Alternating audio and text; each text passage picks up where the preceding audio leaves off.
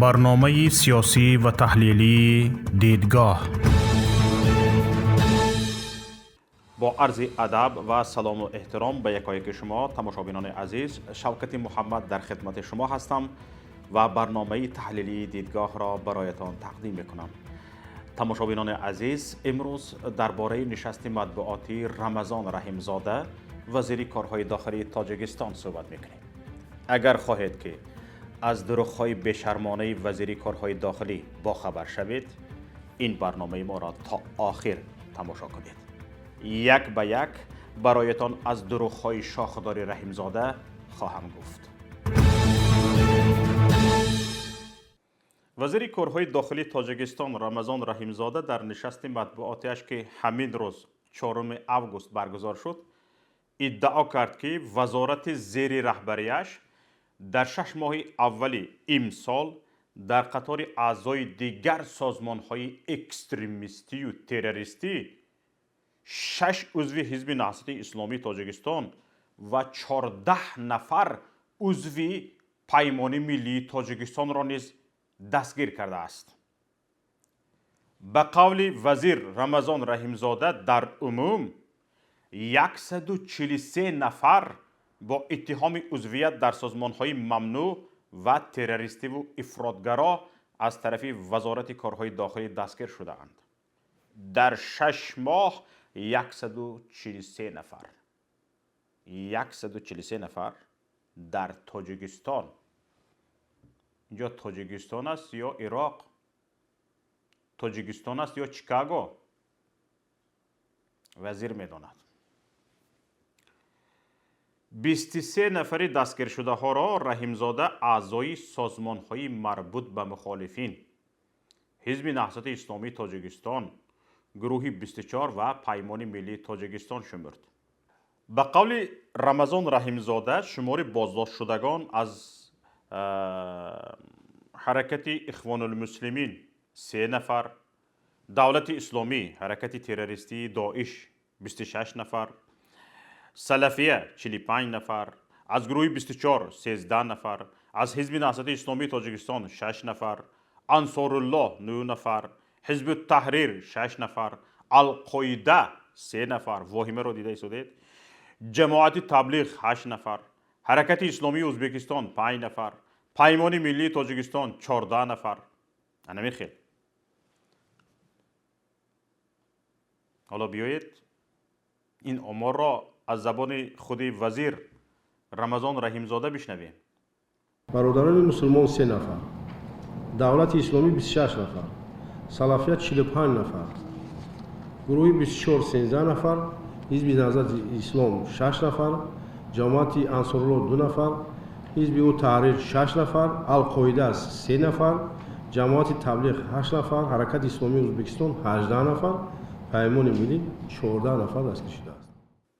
علیم شیرزمانوف معاون رهبری پیمان ملی تاجیکستان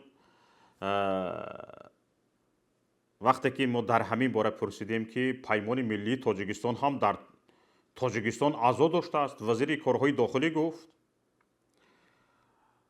و ما در جواب گفت که پیمان ملی تاجیکستان اصلا در تاجیکستان یگان عضو ندارد.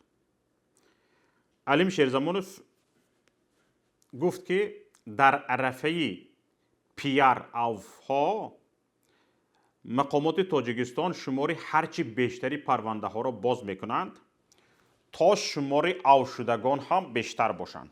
اهمیت داده ایستادید؟ بسیار یک گپی چی است؟ طبق معلوماتی که به دست ما رسید، علیم شیرزمانوف گفته ایستاده است مقامات به شهروندان هم در خارج کشور که اصلا نه جنایت صادر کردند و نه به سیاست هم راهند، زنگ زده از آنها طلب دارند که به کشور بازگشته شامل او شوند.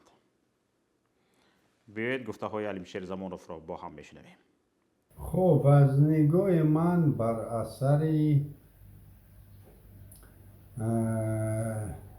آمادگی به عوف عموم، یعنی عوف طلایی که اینا گفتند، اینا میخواهند تعداد بیشتری شهروندان تاجیکستان، تعداد بیشتری مردم رو خوب پرونده سازی کنن، پرونده های قلبکی سازن، پرونده های خوب پرونده های سازن و تعداد قابل توجه مردم رو یعنی به جوابگری جنایی کشیده شوند و اونها رو عفو کنند.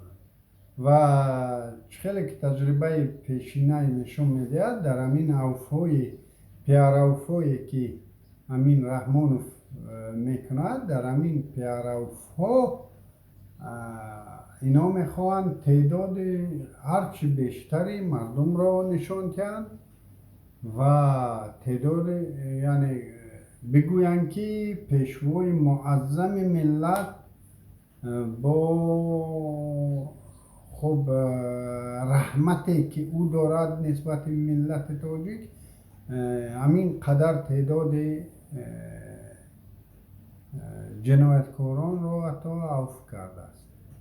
به همین خاطر امروز یک پرونده سازی قلبکی در تاجیکستان صورت میگیرد و در این میان میخواهند یک تعداد معینی رو با پرونده های سیاسی اصلا او پرونده ها اگر او رو با حزب نهضت یا یگان تشکیلات دیگر 24 باشد چیزی نباشد متهم کنند، این پرونده ها البته سیاسی هستند و در این پرونده های سیاسی چهار حزب پیمان ملی را هم با تصدیق وزیر کارهای داخلی گویا 4 عضو پیمان ملی تاجیکستان را هم چی کردند، یعنی 2 عضو حزب نهضت اسلام و 4 عضو پیمان ملی تاجیکستان را نیز بازداشت و به جوابگری کشیدند.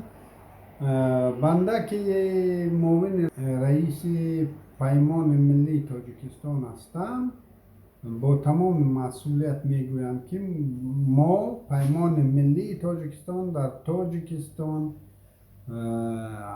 و در سایر کشورهای مشترک المنافع یگان سازمان نداریم، یگان عضو نداریم، یگان عضو در داخل تاجیکستان نداریم که او را میشود عضو پیمان ملی تاجیکستان گفت، چون که ما نمیخواهیم که یک هموطن ما، یک شهروند تاجیکستان را دچار مشکلی کنیم، یعنی نمیخواهیم برای شهروندان تاجیکستان مشکل ایجاد کنیم. به همین خاطر پیمان ملی تاجیکستان در داخل تاجیکستان بله هوادار ما زیاد داریم، هواداران خیلی زیاد داریم، شاید فیصد کمی هم نباشد، ولی عضو پیمان ملی تاجیکستان را در تاجیکستان نداریم و این یک افسانه بیش نیست. برای از همین خاطر من از همه جانبداران پیمان ملی تاجیکستان و جانبداران مخالفین تاجیک دعوت میکنم که به این افسانه ها باور نکنید، چون این برای حسابات جور کنی شاید همین تعداد رو گفته باشند و نوابسته از آن که اگر شما لایک گذاشتید نگذاشتید، خب پرپوست کردید نکردید، به این هیچ بستگی ندارد، بستگی به آن دارد که حاضر در عرفه یک عفو عموم هستند و اینا حسابات رو میخوان و اگر شما فعال هم نمی بودید شما رو پیدا میکردن و بالای شما یعنی همین پرونده سازی میکردن و هرگز از این رو افتاده نشوید، از این یعنی اگر شما یگان کارم نمی کردید اینا باز پیدا میکردن تعداد معینی آدم ها رو که آنها باید موردی چیز قرار بگیرن، مورد تعقیبی مقامات قدرتی قرار بگیرن. برای همین خاطر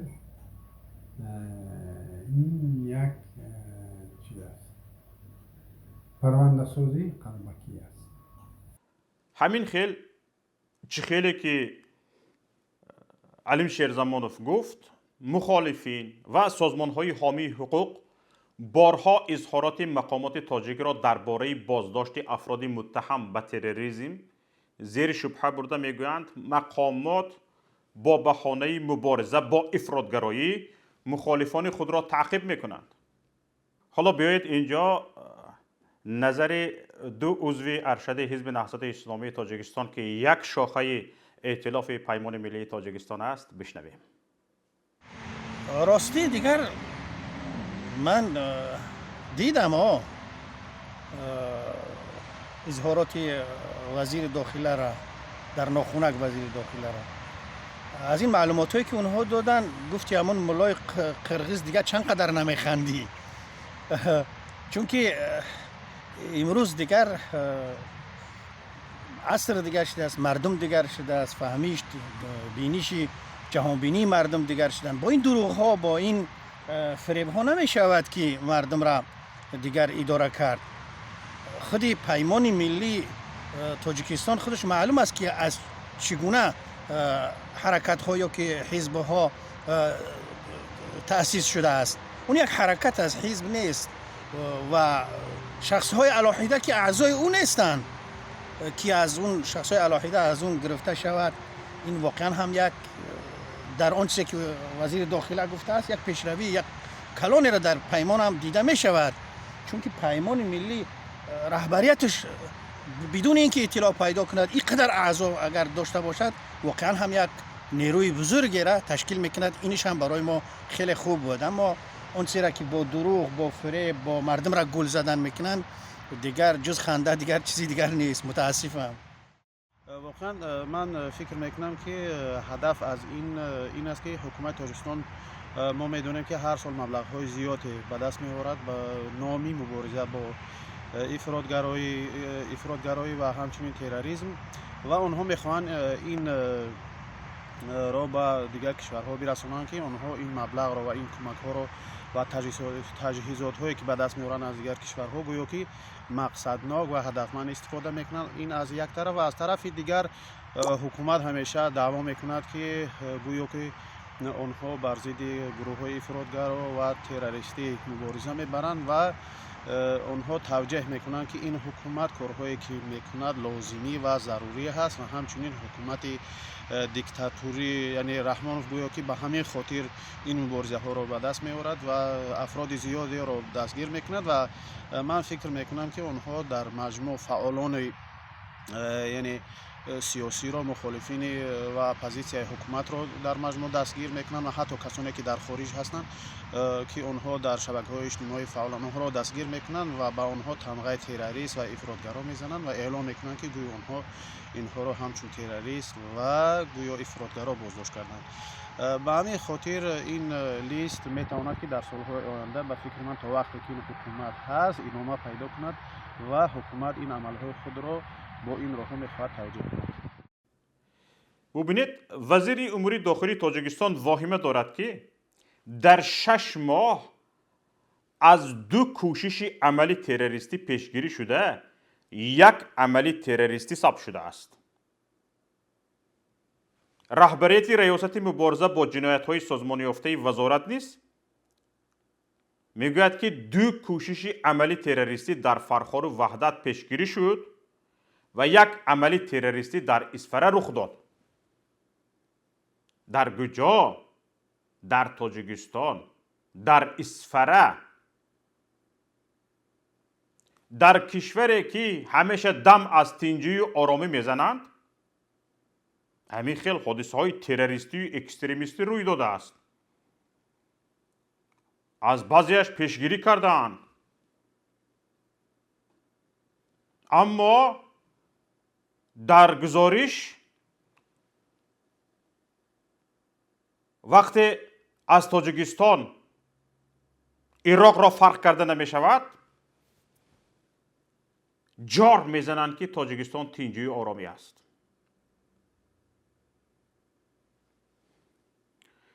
همین خیل اینها هر یک گپشان به گپ دیگرشان ضد و نقیض است. تاجیکستان تینجوی آرامی میگویند شکرانه کنید، شکر تینجوی آرامی کنید میگویند. در گزارش ها چنان تاجیکستان را بی‌سرانجامی، آسیب پذیر، کشوری آسیب پذیر در مسائل تروریسم و اکستریمیسم نشان میدهند که اونجا تاجیکستان است یا عراق فرق نمیکنید، تاجیکستان است یا سوریه فرق نمیکنید. حالا تماشابینان عزیز به این مسئله برمیگردیم، به این مسئله بازداشت نفران. حالا بجز این از زبان وزیر کارهای داخل یک گپ عجایب دیگر صدا داد. وقتی از وزیر از رمضان رحیمزاده درباره جاغ شکسته وزیر تندرستی پرسیده شد، رمضان رحیمزاده گفت که به ما در این باره شکایت نشده است و این گپ را یکم بار میشنود. اخباراتی هم وارد شده نیست این گپ ها، من یکم بار میشنوم و اون چیزی که در اینترنت پخش شد من پرسان شدم، یکم از شکایت یکم این مسئله خاطر یکم حالتی مراجعت هم داخل شدگی نیست. حالا همینجا اگر اهمیت داده باشید، رمضان رحیمزاده اول گفت که یکم بار همینجا این گپ را میشنود. بله هممون شنیدیم. بعد گفت که از رسانه ها هم خوانده بود، از شبکه های اجتماعی از رسانه ها هم خوانده بود. شنیدید؟ یعنی اگر با همان گپش که گفت یکم بار میشنود میماند، باز این گپش مثل جواب معاونی وزیر مالیه جمشید کریمزاده بود که بود شرح و تفسیر طلب میکرد. چند روز اول فکر میکردن فال میدیدند و بعد یگان چیز میگفتند. بنابر رمضان رحیمزاده نسبت او وزیر مالیه یک کمتر زیرک ده. بنابر اینکه نصیحت پیریکارش امام علی رحمانش به یادش زد، زیرکی سیاسی را گویا که از دست نداده جواب را سفته کرد، کمتر سفته کرد از عقیبش. اون چیزی که در اینترنت پخش شد من پرسان شدم یکم. با این سفته کنیش رمضان رحیمزاده فکر کرد که تمام خیلی جواب درست داد. اما اینجا سوال مطرح این است که رمضان رحیمزاده آقای وزیر کارهای داخلی، شما از شبکه های اجتماعی به یک دختر گپ پرتایی را پیگیری کرده، نابسته از آن که رسما شکایت شده است یا نه، تاکسیست را بازداشت میکنید و میبرید به مدت 15 روز به کار مجبوری جلب میکنید. تاکسیست بیچاره که به دختر گپ پرتافته است کوچه میروبانید و حاجت خانه را تمیز میکنید. اما خبری وزیری تندرستی را زده، جاغش را شکستن را از شبکه های اجتماعی میخوانید، تنها به خاطر آن که شکایت نشده است پیگیری نمی کنید. چون که وزیر تندرستی دختری قدی رهنه،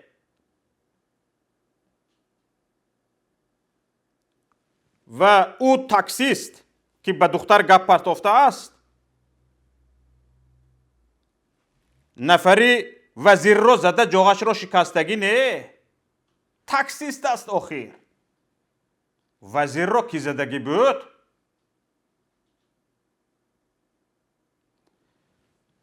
وزیر را کسی زدگی است که برابر زدنش به جاغ وزیر تندرستی او کسی زدگی است که مشتی او برابر به جاغ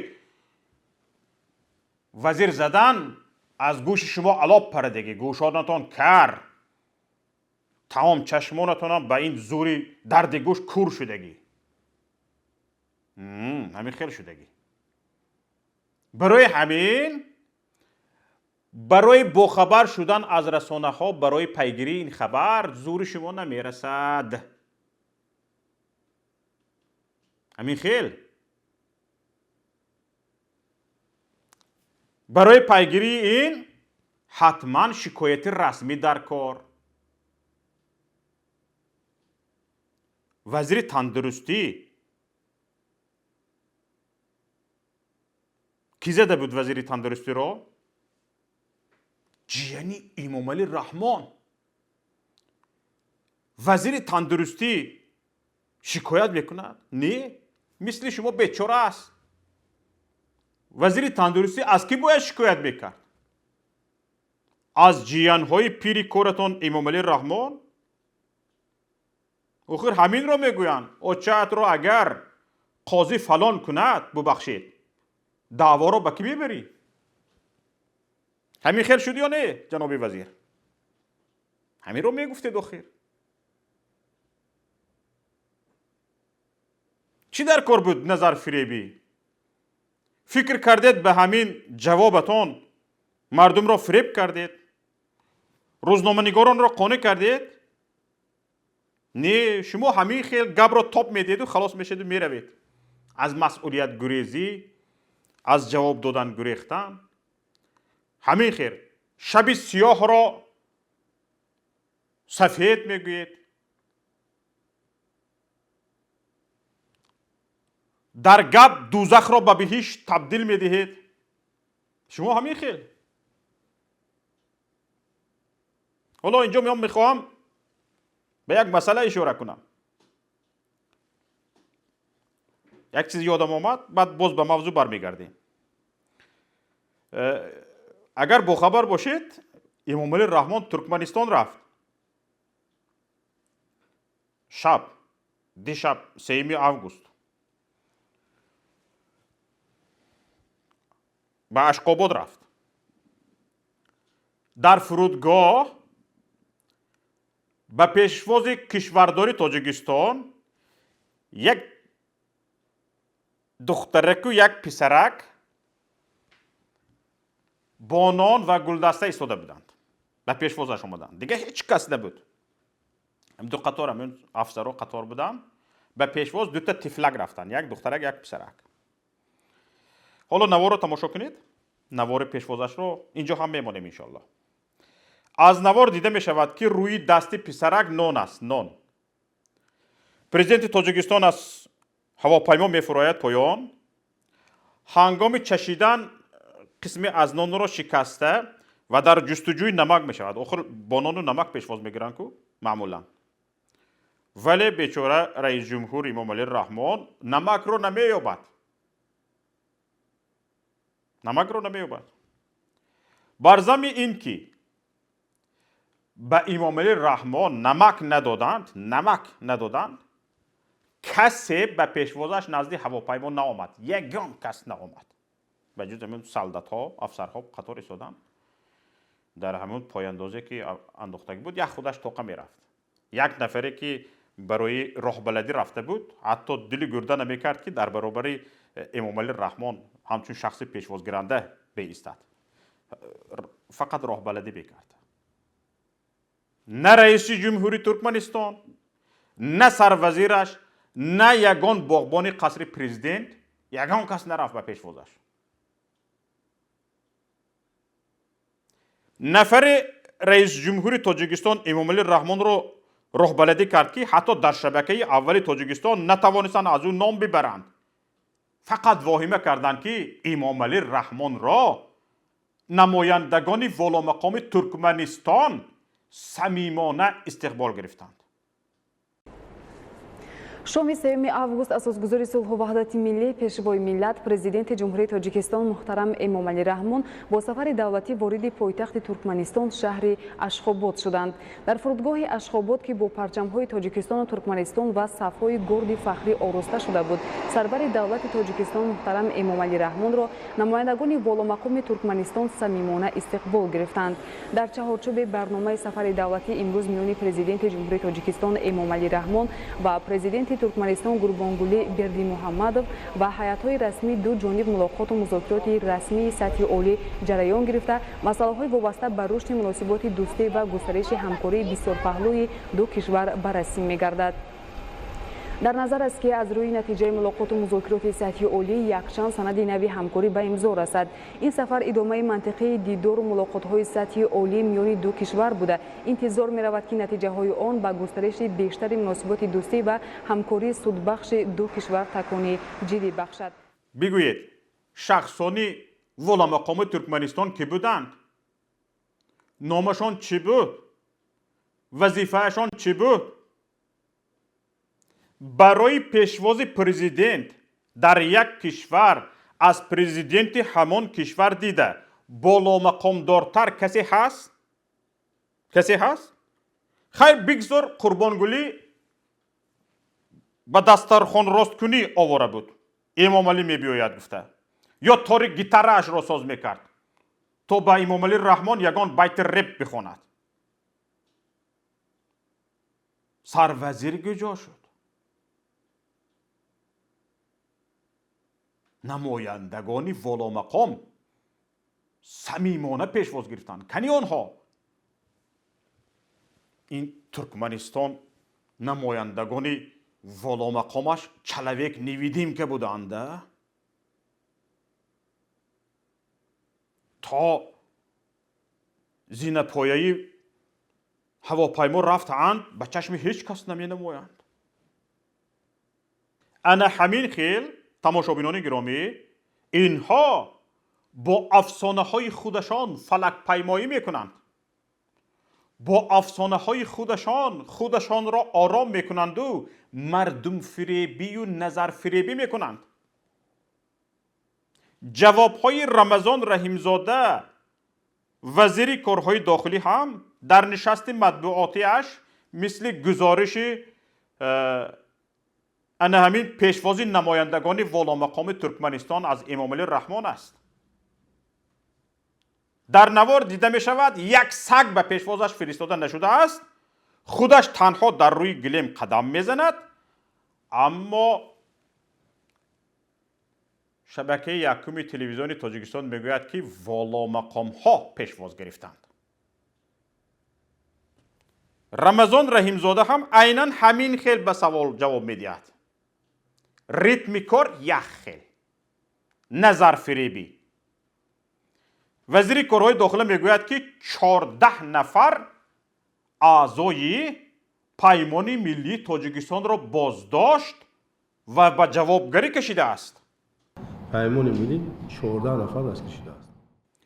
این گپ را در کجا گفت؟ بدون هیچ حیایی در برابر ژورنالیستان، در برابر دوربینی به نوارگیری. چند دوربینی نوارگیری، چند رسانه ها بود آنجا. آی ببخشید بسواد اکادمیک، پروفسور، دکتر نئوک، وزیر کارهای داخله و چند عنوانی سرپاگومی دیگر که به خودت چسبانیده ای. پیمان ملی تاجیکستان این ائتلاف 4 سازمان است. این ائتلاف است. ائتلاف.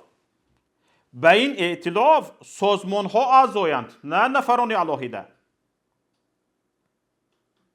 اوی بسواد رحیمزاده بودی شدی فهمیشت همین قدر. بجای توی پیشوایت خر می بود از این احوالش پوست می پرتافت. در هر کشوری که این گونه بسوادی وزیرش آشکار شود هیچ طلبی استعفایش لازم نیست. خودش می برآمد، عذر می پرسید و به استعفا می رفت.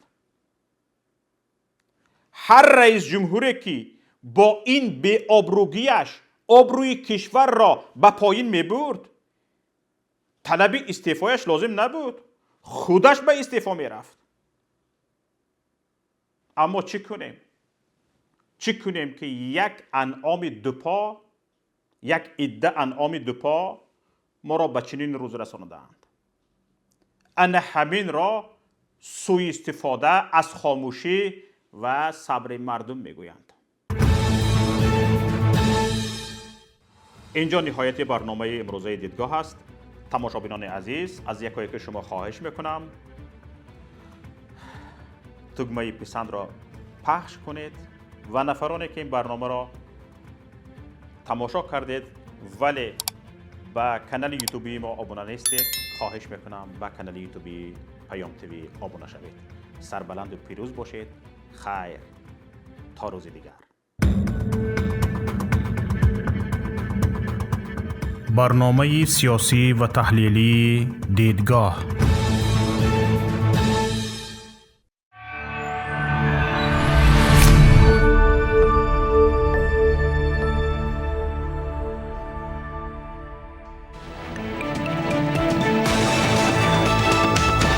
رادیوی پیام. در فضای سیاست صدای جدید. رادیوی پیام. علم، فرهنگ، نوید. رادیوی پیام. مشورت، بحث، گفت و شنید. در تمام دنیا روی رسانه اینترنتی رادیو پیام نقطه نت.